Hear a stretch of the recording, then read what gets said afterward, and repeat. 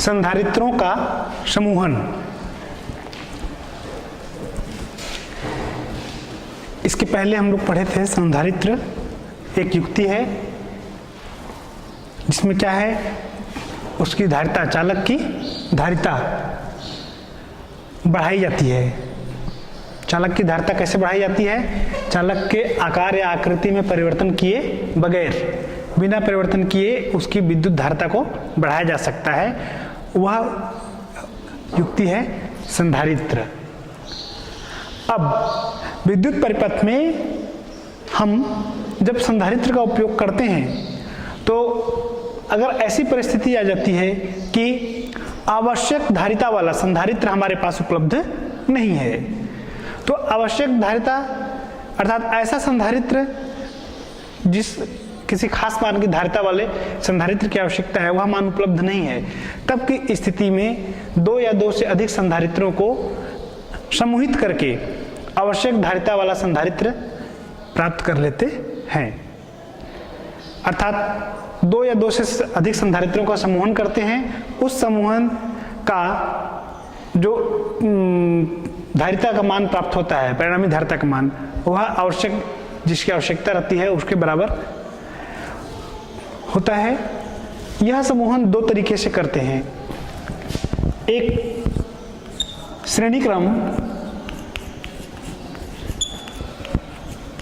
और दूसरा तरीका हो जाता है समांतर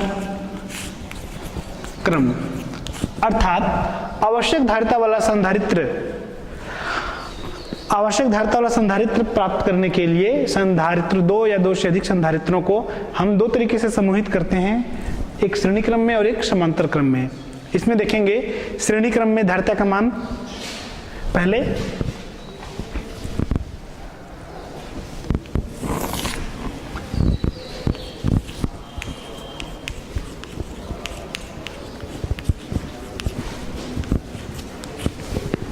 श्रेणी क्रम में संधारित्रों का समूहन या संयोजन कह लें।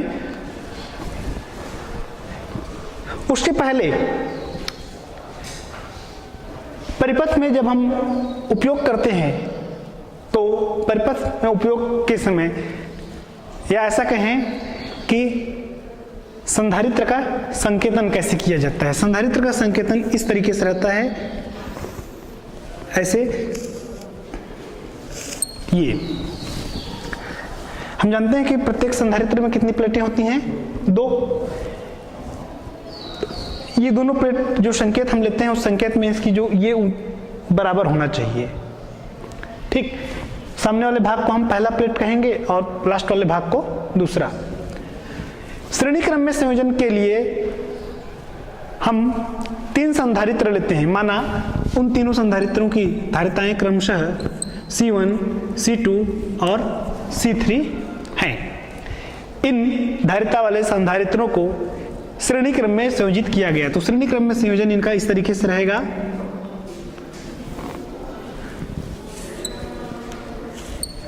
ये जैसे हो गया पहला संधारित्र C1, फिर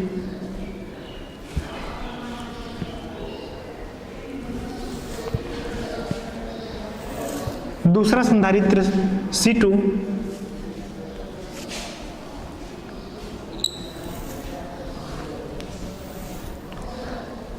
तीसरा संधारित्र C3। इस तरीके से जोड़ा जाता है। इस तरीके में क्या है, इसमें हम देख रहे हैं कि पहले संधारित्र का जो अंतिम प्लेट है वह दूसरे संधारित्र के पहले प्लेट से जुड़ा है। ठीक, पहले संधारित्र का आखिरी भाग यानी दूसरा भाग, दूसरा प्लेट, वो दूसरे संधारित्र के पहले भाग से, इसी प्रकार दूसरे संधारित्र का दूसरा भाग का मतलब उस संधारित्र के दूसरी प्लेट अगले आने वाले संधारित्र के पहले प्लेट से जुड़ा है। यह क्रम चलता है, इसी को कहा जाता है श्रेणी क्रम में संयोजन। और इसमें जो पहले संधारित्र का पहला भाग है वहां पर बाह्य स्रोत से विद्युत धारा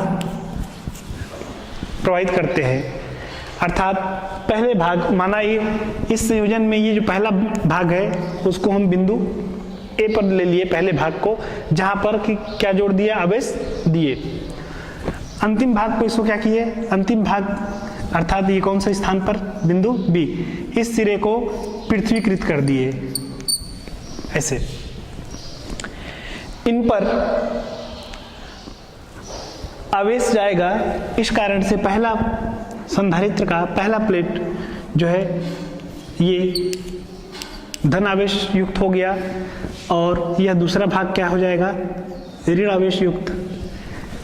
इसका बाह्य भाग कैसा हो जाएगा, धनात्मक। यह धन आवेश कहाँ जाएगा, क्रमशः आगे बढ़ते हुए दूसरे संधारित्र की ओर, जिससे दूसरे संधारित्र का यह प्लेट कैसा रहेगा, धनात्मक, है ना। यह प्लेट कैसा हो जाएगा, धनात्मक अर्थात, और ये भाग कैसा हो जाएगा, ऋणात्मक। यह प्लेट है, पूरा का पूरा प्लेट कैसा हुआ, धनावेशित, अर्थात यहाँ पर C2 जो है प्लेट हुआ ऐसे धनावेशित और उसके बाद C2 का दूसरा भाग जो है वो ऋण आवेश वाला। इसके बाह्य भाग कैसा रहेगा, धन आवेश। ये क्रम चलते रहेगा, इस तरीके से इनकी प्लेटों पर आवेश आता है और अंतिम संधारित्र का अंतिम प्लेट जो है, दूसरा प्लेट जो है, उसको कहाँ पर जोड़ देते हैं, पृथ्वी से। इस प्रकार से समूहन के पश्चात इन संधारित्रों में क्या आ जाता है, विभव आता है। ठीक है, माना इनमें विभव कितना है, पहले में विभव है V1, दूसरे में विभव V2, तीसरे में विभव V3। आगे हम देखेंगे इसी में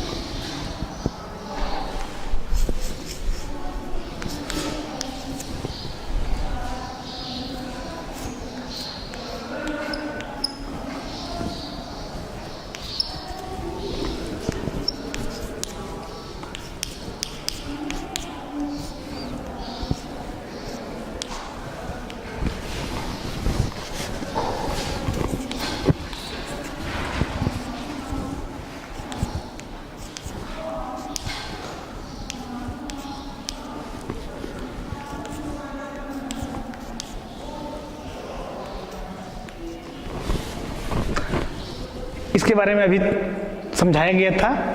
अब इसके लिए व्यंजक की स्थापना करते हैं, श्रेणी क्रम में कैसे समूहित किया जाता है और उस समूहन में संधारित्रों में किस प्रकार से विभव आता है, समझाया गया। अब देखते हैं हम इसके लिए व्यंजक। तो तीन संधारित्र C1, C2, C3 को श्रेणी क्रम में जोड़ लिया गया है। यहाँ पर Q आवेश दिए, इसके यहाँ पर विभव जो आया वह विभव था V1, यहाँ का विभव V2 और C3 पर विभव जो है वह V3। A और B के बीच का कुल विभव, बिंदु A और B के बीच का कुल विभव, दो बिंदु है मतलब विभवांतर है ना, तो इनका विभवांतर V बराबर हो जाएगा V1 plus V2 plus V3।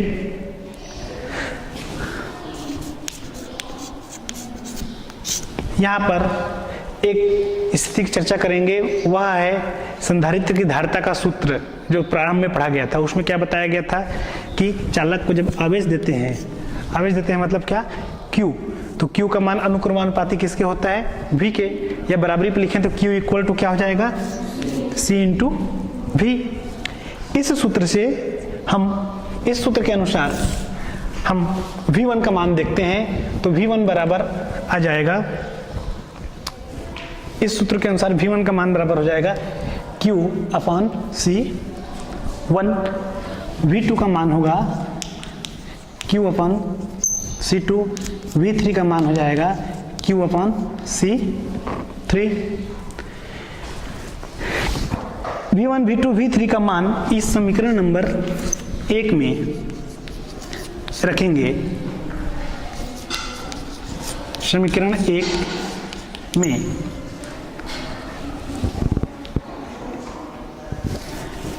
इस पूरे को समीकरण 2 दे देते हैं। दूसरा समीकरण, तो समीकरण 2 से मान रखने पर क्या आएगा? V equal to Q upon C1 plus Q upon C2 plus Q upon C3। ये अब यदि इस संयोजन की कुल धारिता का मान, इस क्रम में संयोजन करने पर इन तीनों संधारित्रों का जो संयोजन के पश्चात परिणामी धारिता प्राप्त होता है, कुल धारिता का मान कितना है? C। तब इस सूत्र से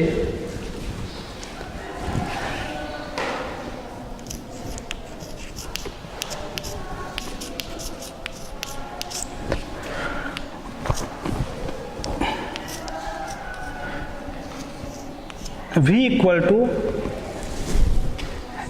टू Q अपॉन C से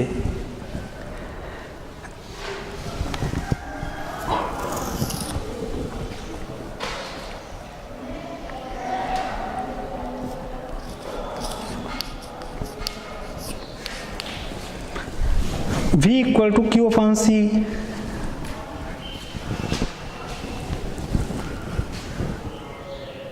का मान समीकरण 3 में रखने पर यह हो जाएगा Q upon C equal to Q upon C1 plus Q upon C2 plus Q upon C3, या Q upon C equal to Q into 1 upon C1 plus 1 upon C2 plus 1 upon C3। ये Q और ये Q cancel हो जाएगा, तो 1 upon C equal to आ जाएगा 1 upon C1 plus 1 upon C2 plus 1 upon C3। यह है संधारित्र की परिणामी धारिता का मान। 1 upon C equal to 1 upon C1 plus 1 upon C2 plus 1 upon C3। ध्यान दो, अगर एक अधिक संधारित्र हैं, जैसे यहाँ पर हम 3 लिए थे, 4 है, 5 है, 7 है, n है, उस स्थिति में क्या होगा? V equal to V1 plus V2 plus V3, जितने संधारित्र हैं प्रत्येक के सिरों पर क्या आएगा? विभव। तो वो आगे क्रम बढ़ते जाएगा। अब V का मान जब उस क्रम में बढ़ेगा तो उतने मान हम निकालेंगे, V1, V2, V3, Vn का मान, और फिर परिणामी धारिता का मान C V equal to Q upon C रख करके प्राप्त कर लेंगे। तो यहाँ पर परिणामी धारिता, इस संधारित्र की परिणामी धारिता कितनी है? C। तो परिणामी धारिता का मान क्या प्राप्त हुआ? इस संयोजन से हमको क्या प्राप्त हुआ? इस संयोजन से यह पता चला कि परिणामी धारिता का व्युत्क्रम, व्युत्क्रम मतलब उल्टा, जैसे हम 5 बोलते हैं तो 5 का व्युत्क्रम 1/5 बोलते हैं, वैसे ही तो परिणामी धारिता C का व्युत्क्रम अर्थात 1 अपॉन C के बराबर होता है। कौन? प्रत्येक संधारित्र की धारिता का व्युत्क्रम का योग। ठीक, ऐसे जैसे हम मान लें कि 3 संधारित्र है, चलो सिंपल सा 2 लेके चलते हैं। जैसे एक संधारित्र है, उसका मान है 2 माइक्रोफैराड और एक का है 4, तो कुल धारिता कितना होगा? तो कुल धारिता 2 धन 4 बराबर 6 ऐसा नहीं होगा। कुल धारिता मतलब 1 upon C equal to 1 upon 2 plus 1 upon 4, फिर उसको सॉल्व करेंगे, फिर जाके उसका व्युत्क्रम निकालेंगे तो C का मान आएगा। हाँ, तो थोड़ा सा एक बार फिर टॉपिक को देख लें। तीन संधारित्र थे, तीनों को श्रेणी क्रम में जोड़ लिया गया।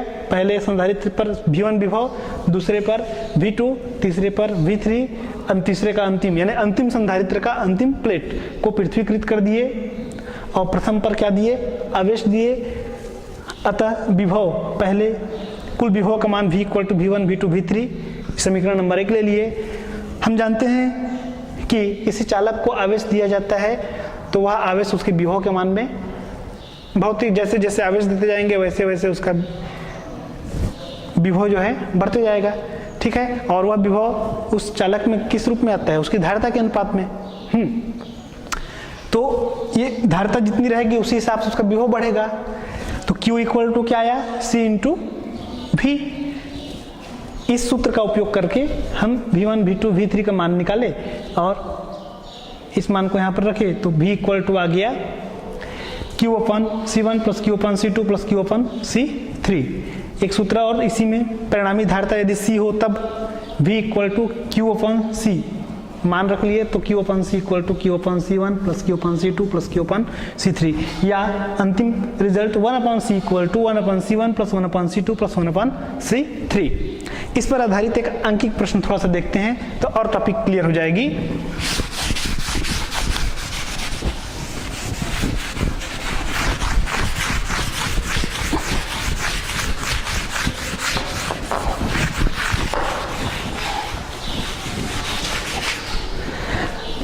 अब जैसे हमारे लिए एक प्रश्न, तीन संधारित्र हैं, 2 माइक्रोफैरेड, 3 माइक्रोफैरेड और 5 माइक्रोफैरेड। ये C1 का मान कितना, C2 का मान 3 μF और C3 का मान कितना 4 μF। ये लिख लिए, मान दे दिया। तो कुल मान कितना होगा, सूत्र क्या बताया गया, सूत्र आया था 1/C = 1/C1 + 1/C2 + 1/C3 या 1/C = 1/C1 का मान 2 धन 1/C2, C2 का मान कितना 3 और थर्ड नंबर वाले पे मान ले लेंगे तो ये। इसको सॉल्व करेंगे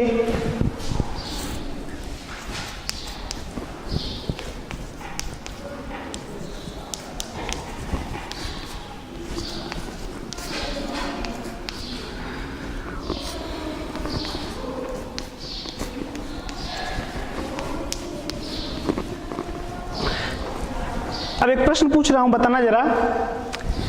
2, 3, 4 माइक्रोफैरेड वाले संधारित्रों को आपस में श्रेणी क्रम में जब जोड़ा गया तो कुल धारिता का मान कितना प्राप्त होगा। अगर ऐसा प्रश्न ऑब्जेक्टिव में दे दिया जाए या डायरेक्ट इसका आंसर पूछा जाए, कुल धारिता का मान कितना प्राप्त होगा, तो कितना आएगा उसका मान, कुल का मान कितना आएगा। चलो यहां पे मैं जो सॉल्व किया हूं उसको देख करके बताओ, कुल का मान कितना आया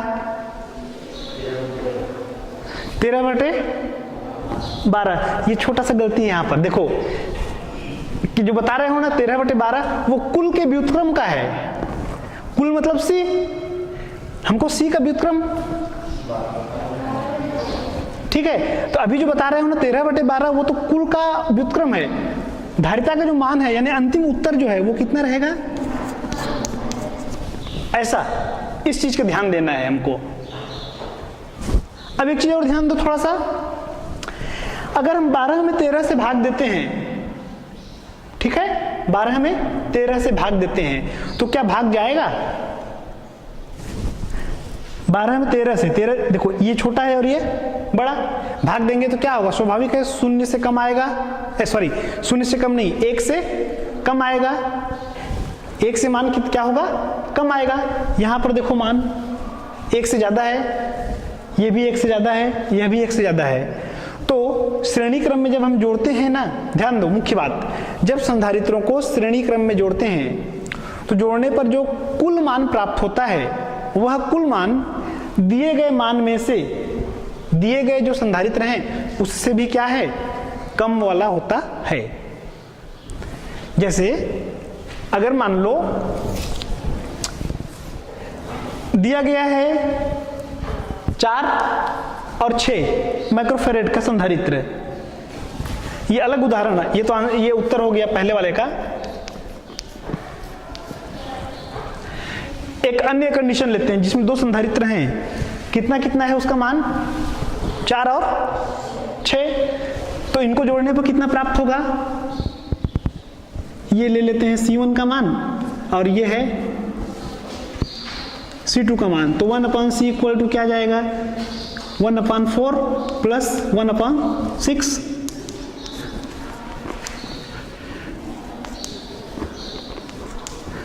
one upon C equal to कितना आ गया, 10/24। हाँ, तो C इक्वल टू क्या जाएगा, 24/10 कितना आया, 2.4। 4 और 6 मान वाले, माइक्रोफैरेड मान वाले 2 संधारित्र हैं, धारिता, इनकी धारिताएं हैं, तो उनको हमको श्रेणी क्रम में जोड़ना था। तो जो सूत्र है श्रेणी क्रम में क्या होता है, जोड़ते समय कुल 1 बटे ग्रुप में होता है, तो 1/C इक्वल टू 1/4 प्लस 1/6। इनका सॉल्व किया तो कितना आ जाएगा, ये 24, 4 से डिवाइड किए 4 6 बार आया, यहाँ पे 6 से डिवाइड किए इसको 4 बार, 6 4 10, 10/24, 1/C का मान, इसलिए C का मान कितना आ जाएगा, 24/10, अर्थात कितना आया, 2.4 माइक्रोफैरेड। यहाँ पर भी देखो ये जो मान प्राप्त हुआ है, जो दिया गया मान है उन मानों से अधिक है या उससे कम है। तो निष्कर्ष क्या हो रहा है कि श्रेणी क्रम में जो जोड़ते हैं, जोड़ने पर जो अंतिम रिजल्ट आता है, अंतिम परिणाम जो आता है, वह मान दिए गए जो मान है, ठीक है, दिए गए मान में जो सबसे कम मान वाला है, दिए गए में जो सबसे कम, इन दोनों में सबसे कम कौन है, 4, उससे भी कम आता है। तो उससे भी कम मतलब देखो यहाँ पर 4 से भी कम आया। यहाँ पर अगर हम चर्चा करें तो इनमें सबसे कम कौन है, 2। अगर हम इसको डिवाइड करके देखें 12 को 13 से, तो जो उत्तर आएगा वह उत्तर 2 से भी कम। आई बात समझ में। तो हमको जो मान, जिस मान वाले संधारित्र अपने पास हैं उससे भी कम वाला मान चाहिए रहता है, तो उसके लिए क्या करते हैं, हम उसको श्रेणी क्रम में जोड़ते हैं। अर्थात विद्युत धारिता के मान को घटाना है तो संधारित्रों को श्रेणी क्रम में जोड़ना चाहिए। ठीक, आगे हम देखेंगे संधारित्र समूहन का समांतर क्रम। ठीक है, यह था श्रेणी क्रम का। हाँ,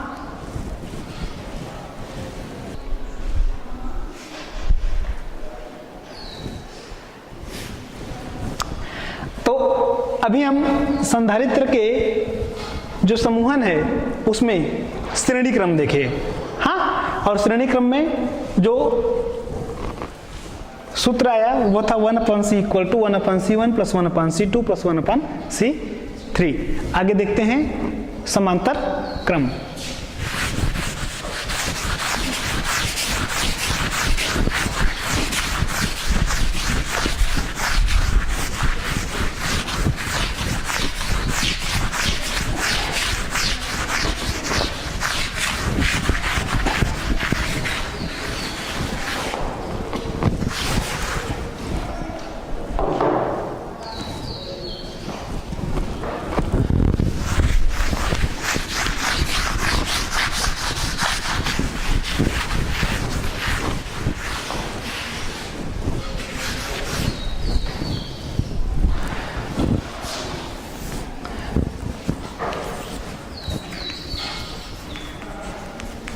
अगला समूहन जो श्रेणी क्रम से हट करके करते हैं वह होता है समांतर क्रम।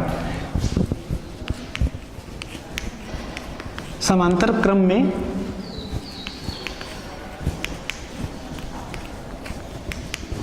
संधारित्रों का समूहन। इस क्रम में समूहन के लिए जितने संधारित्र हमको दिए जाए रहते हैं या जितने संधारित्र हमारे पास उपलब्ध हैं, उन संधारित्रों के सभी के पहले प्लेट को एक बिंदु पर और दूसरे प्लेट को एक बिंदु पर, ऐसा कहें पहले सिरे को एक बिंदु पर और दूसरे सिरे को एक बिंदु पर जोड़ देते हैं और फिर पहले वाले सिरे या पहले वाले बिंदु पर हम आवेश देते हैं, अर्थात विद्युत धारा प्रवाहित करते हैं, और दूसरे वाला भाग को कहाँ कर देते हैं, पृथ्वी में जोड़ देते हैं। माना कि हमको 3 संधारित्र दिए गए हैं। 3 संधारित्र हैं C1, C2 और C3 धारिता वाले, अर्थात 3 संधारित्र हैं जिनकी धारिताएं क्रमशः C1, C2 और C3 हैं। C1, C2, C3। तब इनको समांतर क्रम में संयोजन करने के लिए इस प्रकार से संयोजित करेंगे।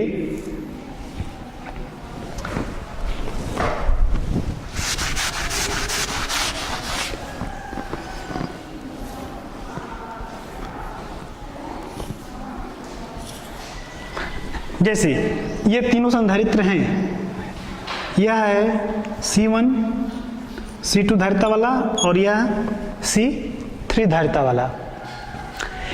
इन तीनों के जो पहला प्लेट है, पहला सिरा जो है इनका, उनको हम एक बिंदु पर अर्थात एक जगह पर जोड़ लिए और अंतिम भाग को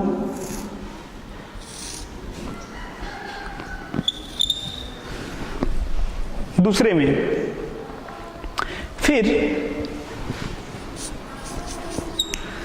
Q आवेश सिरे पहले पर अर्थात बिंदु A पर प्रवाहित किए और जो दूसरा सिरा जिसका नाम दे देते हैं बिंदु B, उसको पृथ्वीकृत कर देते हैं।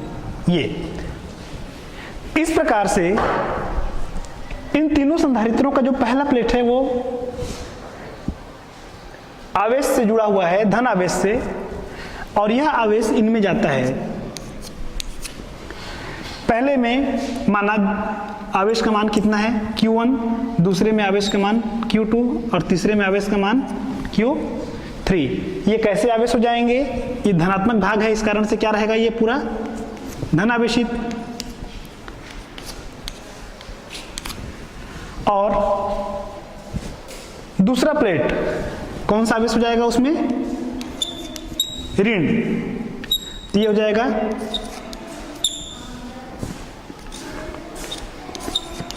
ऐसा, आवेश प्लस Q यहां पे गया, यहां पर जाने के पश्चात इस बिंदु से क्या हो गया, वो 3 भागों में बट गया। 3 भागों में बटने के पश्चात पहले संधारित्र में गया Q1 आवेश, दूसरे में गया यहां पर, पहले में गया Q1, दूसरे में गया Q2 और तीसरे में Q3। आवेश तो वही है, लेकिन इनका मान प्लेट पर अलग अलग हो जाएगा। पहले वाले प्लेट के लिए क्या हो जाएगा, यहां के लिए ये धनात्मक, यहां के लिए धनात्मक, इस प्लेट के लिए ऋणात्मक, इस प्लेट के लिए ऋणात्मक, इस प्लेट के लिए धनात्मक, यहां पर धनात्मक और ये ऋणात्मक। इस पर कौन सा आवेश गया, Q1, इस पर कौन सा गया, Q2, इसमें कौन सा गया, Q3। तो इन तीनों में मिला के कुल कितना आवेश गया, तो कुल आवेश बराबर Q बराबर Q1 plus Q2 plus Q3। सूत्र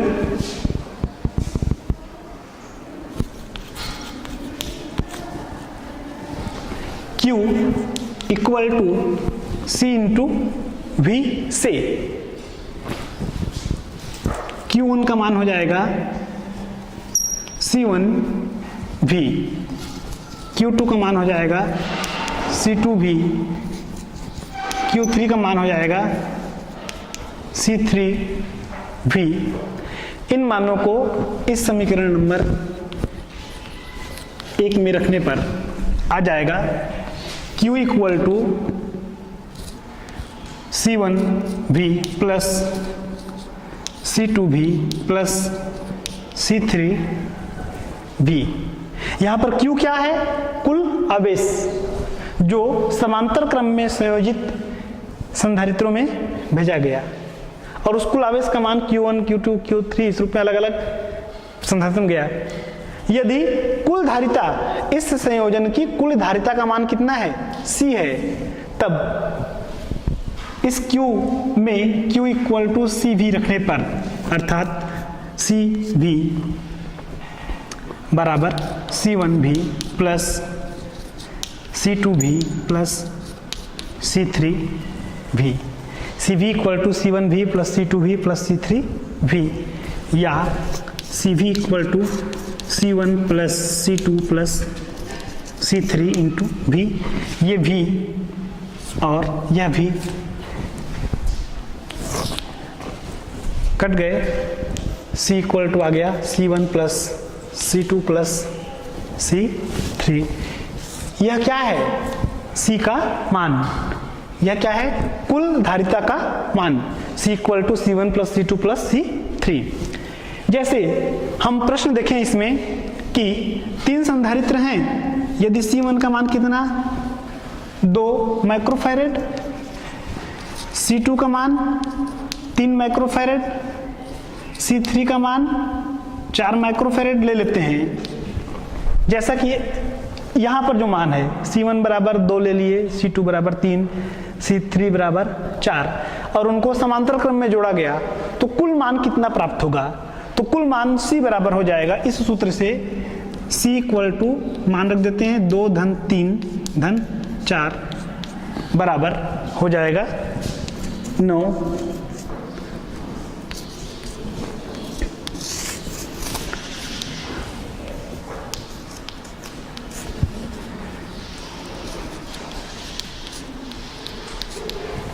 ये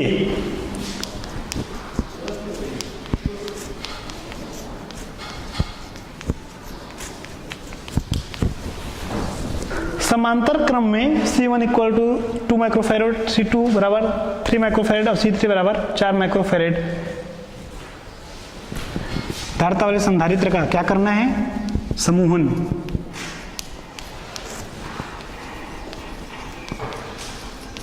कीजिए। तो यहां पर सूत्र C equal to C1 plus C2 plus C3 से C इक्वल, ये जोड़ दिए पूरा, तो C का मान कितना आया 9 माइक्रोफैरेड। ठीक है, तो इस प्रकार हम क्या देखें, यहाँ पर क्या कुछ अलग दिख रहा है कि जो मान वाले जो संधारित्र हैं हमको प्राप्त हैं 2, 3, 4, उससे ज्यादा मान वाला प्राप्त हो रहा है। देखो उससे ज्यादा वाला प्राप्त हो रहा है, अर्थात समांतर क्रम में कितना होता है, जैसे 12 है एक का मान और एक का मान 10 है, तो समांतर क्रम में जोड़ेंगे तो कितना प्राप्त होगा, 12 और 10 से भी ज्यादा, 12 और 10 22 हो गया, यानी सिंपल जुड़ रहा है, सीधे क्रम में जुड़ रहा है। अर्थात परिणामी विद्युत धारिता प्रत्येक संधारित्र की धारिता के योग के बराबर होता है। इसमें अगर हमको धारिता का मान बढ़ाना है तो कौन से क्रम में जोड़ते हैं हम, धारिता के मान को बढ़ाना है तो समांतर क्रम में, बढ़ाने के लिए समांतर क्रम और घटाने के लिए श्रेणी क्रम। ठीक है,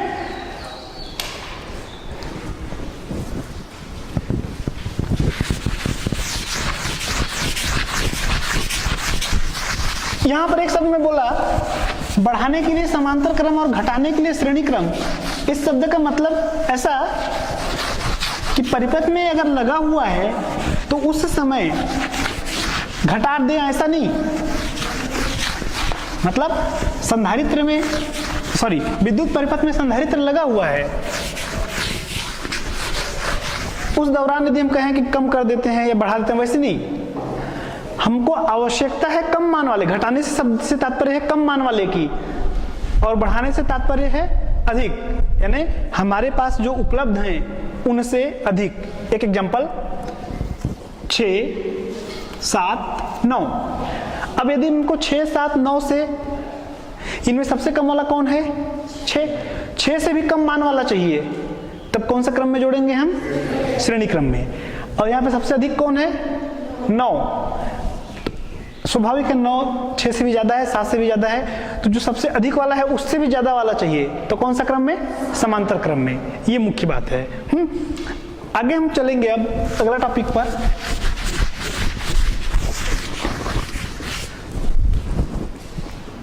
परावैद्युत माध्यम।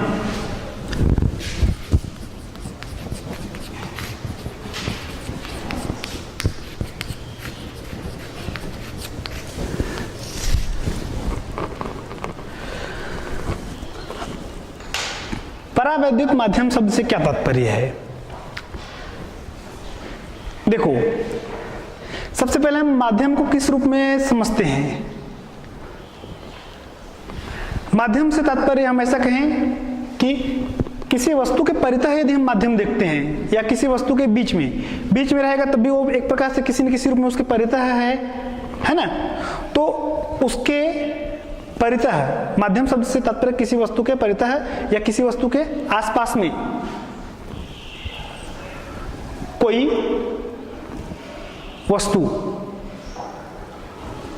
ठीक है, किसी पदार्थ के रूप में। यहां शब्द आया पदार्थ के रूप में। अब पदार्थ के रूप में से तात्पर्य पदार्थ की अवस्थाओं पे चले जाएंगे तो ठोस होता है, द्रव होता है, गैस। जैसे मेरे पास में यहां पर भी एक माध्यम है, वो माध्यम पदार्थ के रूप में है। पदार्थ की कौन सी अवस्था के रूप में है? वो गैसीय अवस्था के रूप में। हमारे आसपास में क्या है? वायु है ना। तो वैसे ही परावैद्युत माध्यम क्या है? तो परावैद्युत माध्यम ऐसा पदार्थ है, अभी तो मैं सिर्फ माध्यम के बारे में बताया था, अब परावैद्युत माध्यम के रूप में आते हैं। तो परावैद्युत माध्यम ऐसा पदार्थ है जो अपने में विद्युत को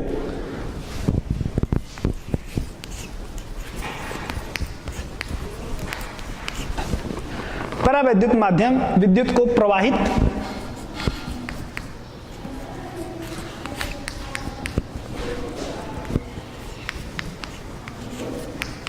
होने नहीं देते। अर्थात परावैद्युत ऐसे पदार्थ हैं, ठीक है, परावैद्युत ऐसे पदार्थ हैं जो अपने में से विद्युत को प्रवाहित होने नहीं देते। देखो, हम जब पढ़ते हैं कि सामान्य विद्युत चालक के बारे में, तो जो पदार्थ विद्युत को प्रवाहित नहीं होने देता उसको हम कहते हैं विद्युत रोधी, ऐसा शब्द बोलते हैं ना। तो तुलनात्मक ऐसा अगर किया जाए तो परावैद्युत पदार्थ को परावैद्युत पदार्थ, तो ऐसे पदार्थ को क्या पदार्थ कहा जा सकता है? विद्युत रोधी। भाई वो विद्युत को प्रवाहित होने नहीं दे रहा है, विद्युत प्रवाहित होने नहीं दे रहा है मतलब क्या कर रहा है? वो विद्युत को रोधी हुआ है ना। इसमें एक गुण यह है कि विद्युत के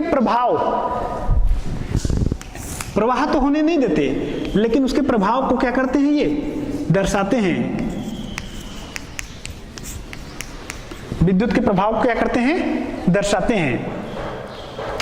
ये पदार्थ जब कहीं पर उपलब्ध हैं, किसी जगह पर हैं, तो वह जगह पर क्या हो जाता है? वो माध्यम, तो हम क्या कहते हैं उसको? परावैद्युत माध्यम। जब इन पदार्थों को, कैसे पदार्थों को? परावैद्युत पदार्थों को विद्युत क्षेत्र में रखा जाता है तो ये पदार्थ क्या हो जाते हैं? विद्युत क्षेत्र में ध्रुवित हो जाते हैं। विद्युत क्षेत्र में ध्रुवित हो जाते हैं। ध्रुवित होने के पहले वाले पॉइंट पे थोड़ा सा चर्चा करें। विद्युत को प्रवाहित होने नहीं देते से तात्पर्य क्या है? विद्युत का प्रवाह मतलब आवेश का प्रवाह। ऐसे पदार्थों में क्या होता है? ऐसे पदार्थ में जो आवेश हैं, प्रत्येक पदार्थ में दो प्रकार के आवेशित कण मुख्यतः पाए जाते हैं। नाभिक में कौन?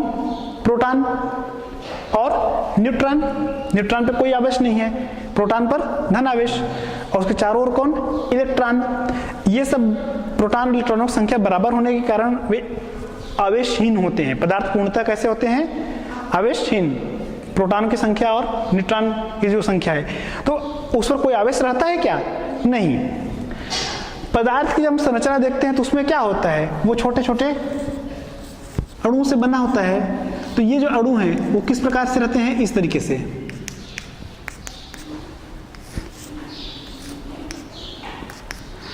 मतलब कोई व्यवस्थित है क्या? ये नहीं। पास तो ये एक दूसरे के प्रभाव को क्या कर देते हैं? शून्य कर देते हैं। एक दूसरे के प्रभाव क्या कर देते हैं? शून्य। और इसमें आवेश का प्रवाह हो पाता है क्या? नहीं। इसलिए विद्युत को प्रवाहित होने नहीं देते। ये दो प्रकार के हो जाते हैं। कुछ पदार्थ ऐसे होते हैं जिनमें ऐसा स्थिति रहता है, और कुछ पदार्थ ऐसे होते हैं जिसमें ये स्थिति, अब इन दोनों स्थितियों की व्याख्या समझो जरा। यहां पर एक क्या है, धन आवेश, और ये कौन है, क्या दोनों आवेश एक ही जगह पर केंद्रित हैं क्या? नहीं, मैं यहां पर बोल रहा हूं यहीं पर धन आवेश भी है और यहीं पर ऋण आवेश भी है। दोनों आवेश नहीं, दोनों आवेशों का क्या है, ये केंद्र है। तो इसका धन आवेश और ऋण आवेश का केंद्र कहां पर है, एक जगह पर है। एक जगह पर है मतलब समपाती है। तो ऐसे को क्या कहेंगे हम, अध्रुवी। ध्रुवित है क्या, इसमें धन और ऋण ध्रुवित है क्या? नहीं। और इसमें धन और ऋण क्या हो गए हैं, ध्रुवित हो गए हैं। इसमें भी इसमें भी दोनों ये जैसे यह ध्रुवित है, मतलब इसको क्या कहेंगे, ध्रुवीय, और इसको कहेंगे हम अध्रुवीय, परावैद्युत। अभी इस पर आवेश है नहीं, इस पर आवेश है नहीं, आवेश होने के बावजूद ये बिना आवेश का है। क्यों?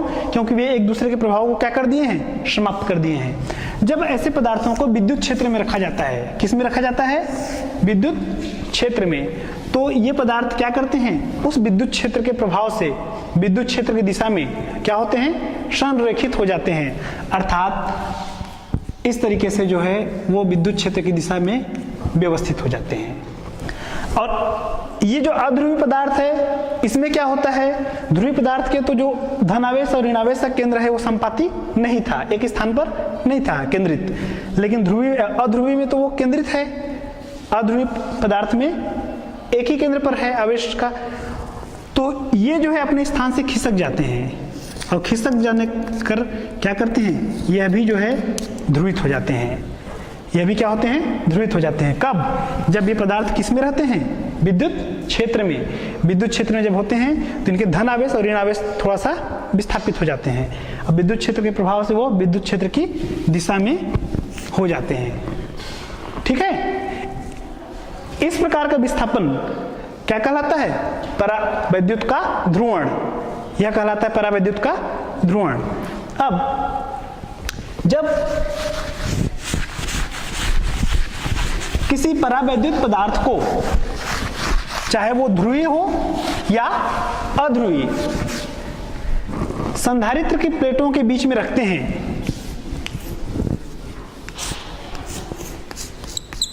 संधारित्र की प्लेटों के बीच में रखते हैं, तो क्या होता है, संधारित्र की प्लेटों के बीच में जब रखते हैं तो ये देखो, ये संधारित्र का प्लेट ये तो धनावेशित है, और ये कैसा है, ऋण आवेश वाला। एक संधारित्र है, उसकी दो प्लेटें हैं, एक प्लेट ये और एक नाम दे देते हैं प्लेट पी, प्लेट क्यू।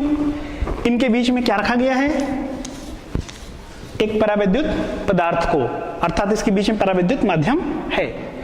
जब इनको रखा गया तब क्या हुआ, यह भाग कैसा हो गया,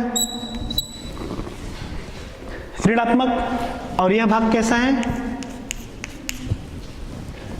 आई बात समझ में, विद्युत क्षेत्र के प्रभाव के कारण।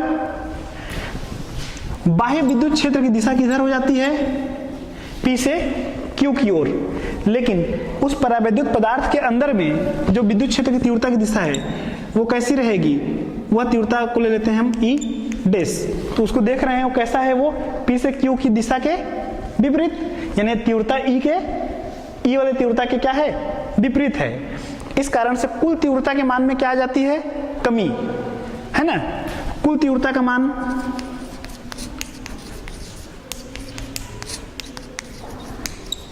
कुल तीव्रता के मान में कमी हो जाती है, तो विभव भी कम हो जाता है, और विभव कम हो जाता है तो इस संधारित्र की धारिता क्या हो जाती है, बढ़ जाती है। इसकी धारिता क्या हो जाती है, बढ़ जाती है। तो निष्कर्ष क्या निकला, परावैद्युत माध्यम की उपस्थिति में, या ऐसा कहें परावैद्युत माध्यम जो है वह विद्युत धारिता को क्या कर देता है, बढ़ा देता है। ठीक है, ठीक, धन्यवाद।